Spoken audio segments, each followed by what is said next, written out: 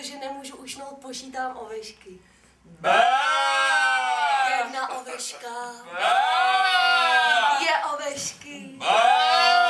Tři ovešky. Špím. Špím, špím. Něco si ším. Obuju si baškůnky a jdu ke dveři. Otevřu dveře. Jdu po dveře. A tam stojí hnušný krokodýl. A říká, Jipič, ty hnušný krokodýlek. Jdu po kobéži, zavřu dveře, šundám si baškůnky a špím. A protože nemůžu usnout, počítám ovešky. Jedna oveška. A špíš. A špím.